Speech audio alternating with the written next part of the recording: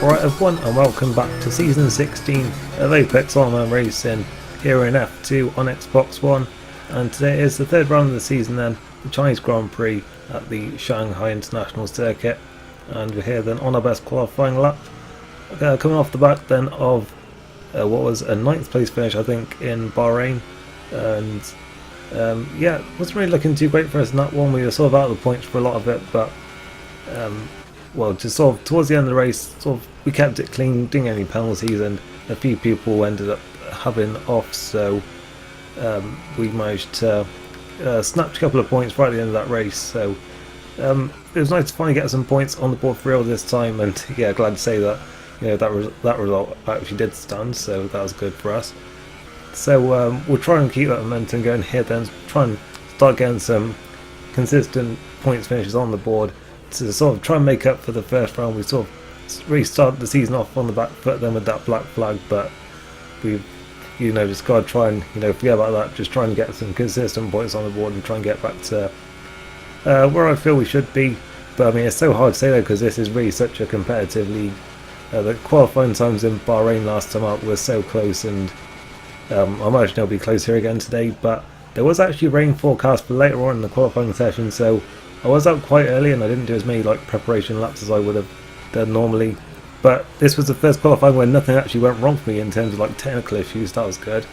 As yeah, we're on the soft tyres then. I really feel that wasn't a great lap for me there. I felt that I could have done a lot better there, but nonetheless we are 14th on the grid then with our teammate LGS in second place. Most people qualifying then on the soft tyres except for the two Saubers, then a Fair and Pelsbury, who get a 1-2 on the grid then. So will they be able to actually maintain that in the race? We'll have to find out. It looks like the one stop is probably the more popular option, so we'll have to see what happens then, as we're now going to head to the race. It's race day here in Shanghai, and we're just minutes away now then from the start of the third round of this 16th season in Apex Online Racing, and it's looking like it's going to be once again a dry race, and we've had a couple of dry races already to start the season. It's looking like it's going to be the same today then, a bit of light cloud. We'll have to wait and see if that's going to develop into anything later on.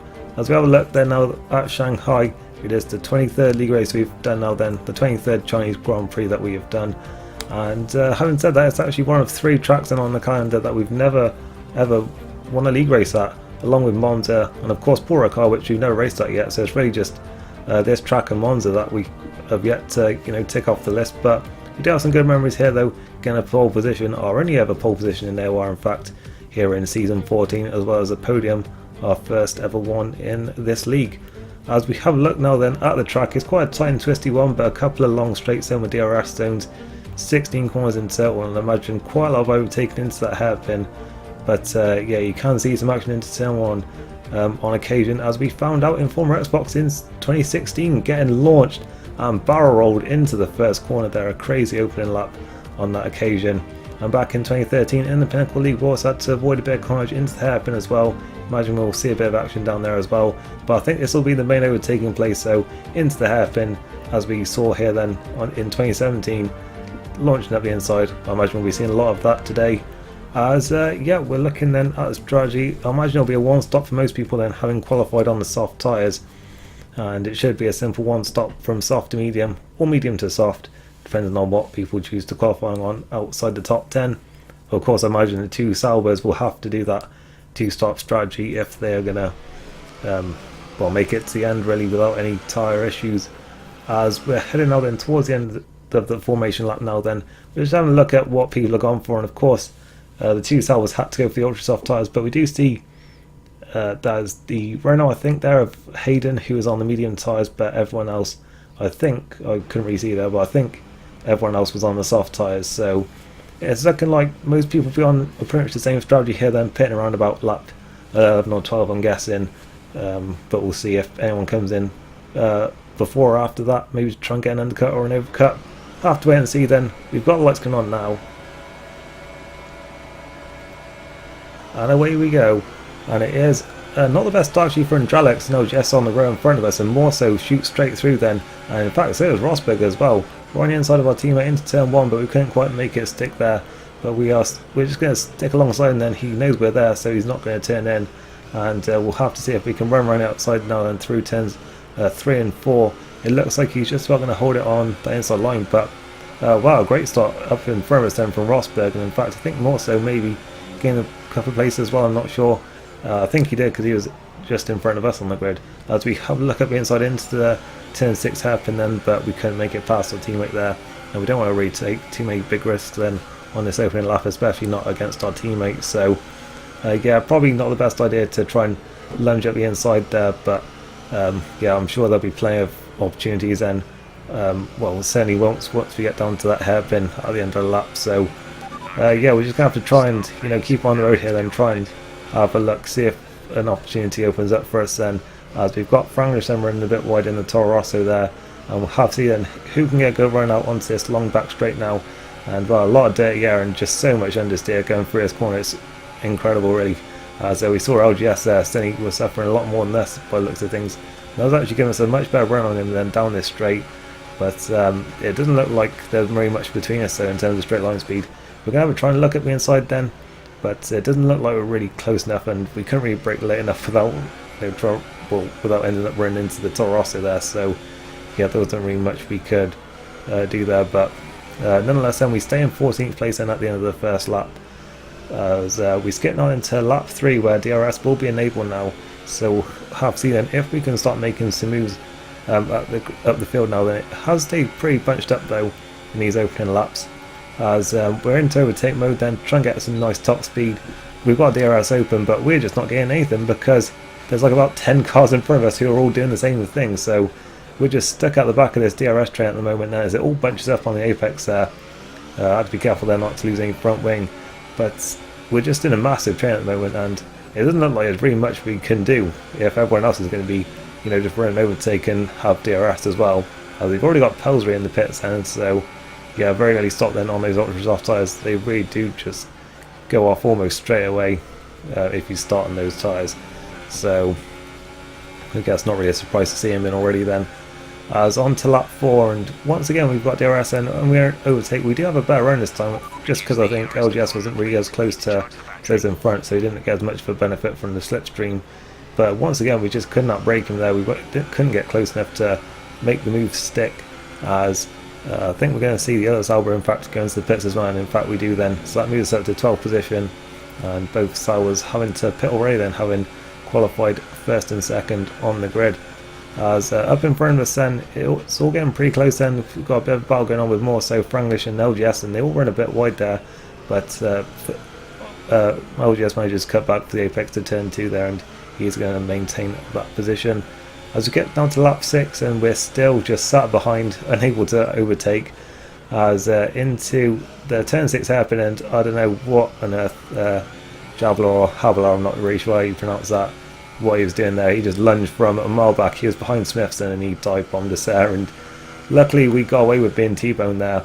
I thought it might have been a desync, but he had damage and he spun out, so I guess it wasn't. But yeah, I really didn't know what was going on there, but yeah, he really just hurt himself, thankfully for us, because we were able to just catch back up straight away, what with this massive train in front of us.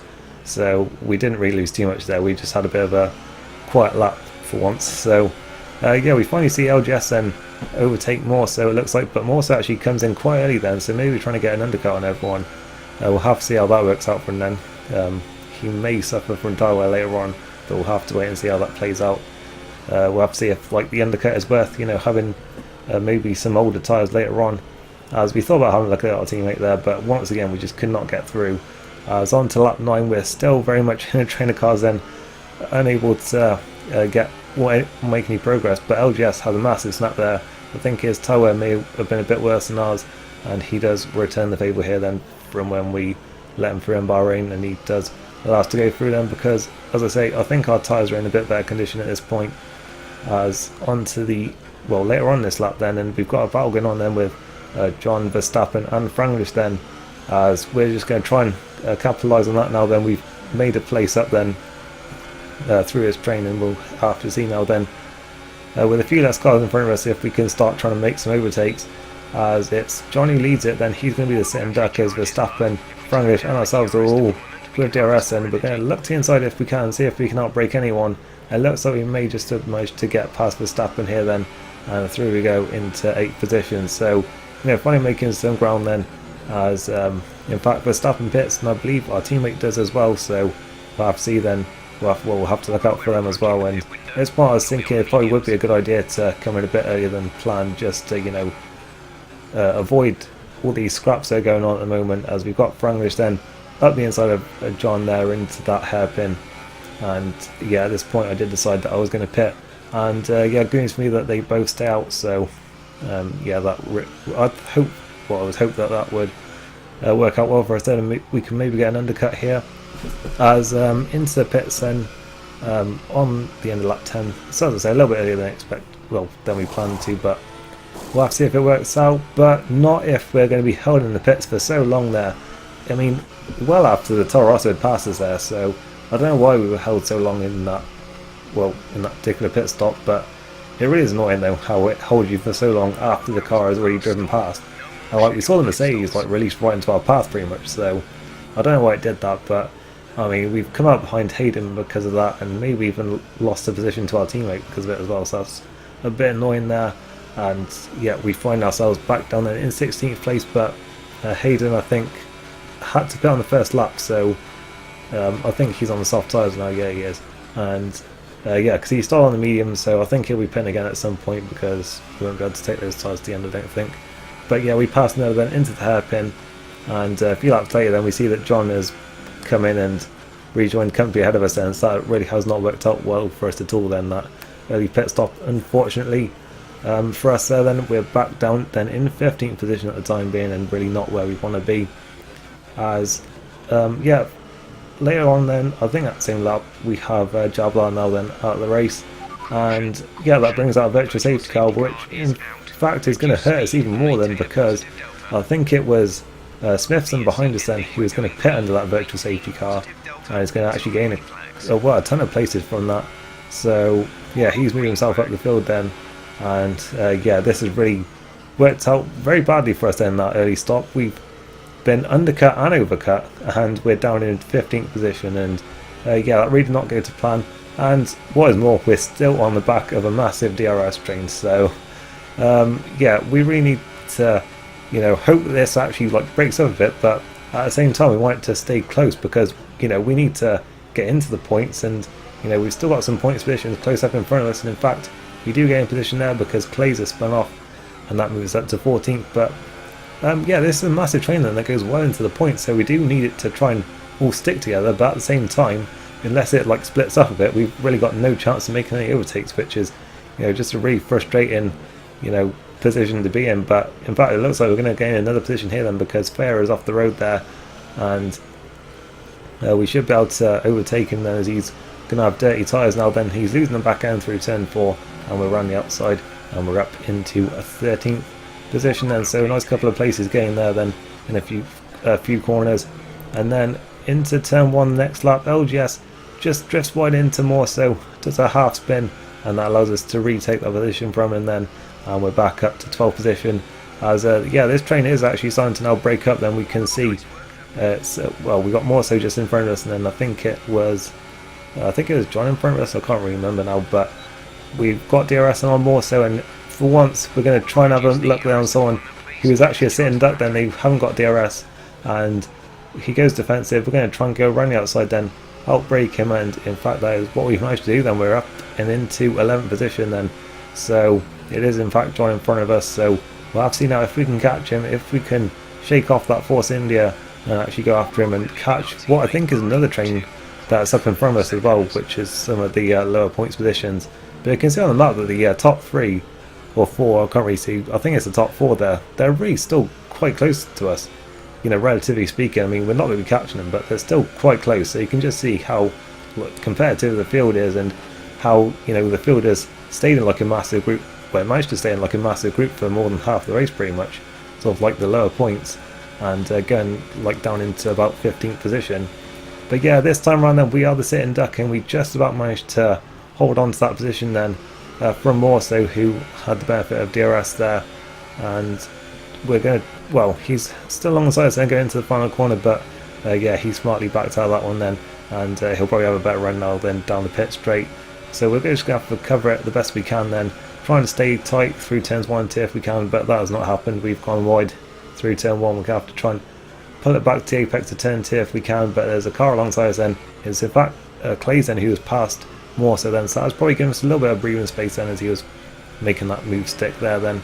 But by the next lap then, he's got a great run up the far in the corner now then, and yeah, we don't really have much ERS to defend with then, and yeah, we were really like, you know, running low. We had to like save for most of the lap and then just use it down those DRS zones pretty much. But yeah, Clay's then makes move stick right outside into turn 1, and yeah, he did seem to be faster than us. He was ahead of us before that spin. But yeah, we're down to 11th place then, well 12th place I should say. Then we move back up to 11th because KJ is now out of the race, so that moves us back up then to where we were before, 11th position. And we're now gonna skip then once again to the final lap in 11th place, just like in Bahrain, but just catching up on the final lap to scrap for the final few points. So yeah, it really has worked out just like Bahrain for us really, as we've got Clay's then at the inside of Pelsbury into the turn 11 then, and he looks like he's made it stick through turn 12 around turn 13, and Pelsbury has just got no tyres left. I've got to look in a minute, see what the strategy is on. He kind of one-stopped this surely, but I think he may well have done. But yeah, we've got DRS and we're going to have to try and make the move then into the final hairpin if we can, but I just don't think we're close enough. Once again, when the person in front of us has got DRS and slipstream, we just have no answer whatsoever, or nothing to sort of provide. We're very low on fuel here then, as we've got everything turned up into the final corner. We're a lot faster than Pelsbury, and in fact to the line he's run out of fuel just before us, and wow, we take a point on the line, and I really feel bad doing that there. I imagine to take the place from Pelsbury, who did do 25 laps on the mediums end, looking at that, which is incredible really, and well, he deserved to get something from that, and yeah, I feel bad that yeah, I took the point from there, to be honest. But nonetheless then, it is the other Finn of Melanie88 who we've raced many times then in other leagues, and is once again winning this one as well, so one in turn for that one. And also to drop for second place then, making it a McLaren 1-2. Apex then, who took the win in Australia, is third, and yeah, Smithson then from the back I think to fourth, so good drive from him then. Obviously he had that virtual safety car, but I think he must have made quite a few moves there as well to get out the field. And Rosberg, who we saw was behind us on the grid, also making it 10 places then to finish in 5th position. Yeah, so a shame for our teammate then, only 13th after that half spin, and yeah, for us then just about snatching a point on the line. As we're having a look now then at the standings, I forgot to show them in Bahrain, so I'm sorry for that. And yeah, it's not really going too great for us then at the moment. We're down in 15th position. Well, that mainly is down to, you know, the Australia result. So I mean, we'd be quite a bit higher than that if we hadn't lost that one, but still a long way to go though. So yeah, I'm quite confident that we can move up the standings quite a bit. And yeah, what with it being so close, I mean, there's going to be some tracks I think where it will suit us a lot more than some other people. So you know, maybe we can, you know, use that to our advantage. I don't think Bahrain and China really are. In fact, I'd say Bahrain and China are probably two of our weakest circuits, and I hate to say, but I think Azerbaijan is probably going to be another one. So I think we're going to have to just suffer a bit in these first few races, and then hopefully after that we can maybe get some good results at tracks like Canada maybe, or Monaco, or Austria. I think those kind of tracks will probably suit us a bit better. But yeah, for now then, not looking too great, but we've had a couple of points finishes, and we've actually finished in the points in every race so far, if you don't count the fact that, you know, we had the well, we lost the Australia results. So you know, that is a positive to take, and yeah, we'll carry that now then into what is unfortunately a bit of a break now then until the Azerbaijan Grand Prix, because of the real life American and Mexican Grand Prix. So yeah, look out for the AOR Azerbaijan coming in the next few weeks. I honestly don't know what is going on with career mode, because as I say, I just really do not like the Azerbaijan circuit, so like my motivation to like record a career mode episode around there is quite low. But we'll have to see then, you know, if I can, you know, get a good setup for that track, and you know, see if I can record it. But nonetheless then, see if whichever video I do next. Thank you for watching this one, and yeah, goodbye.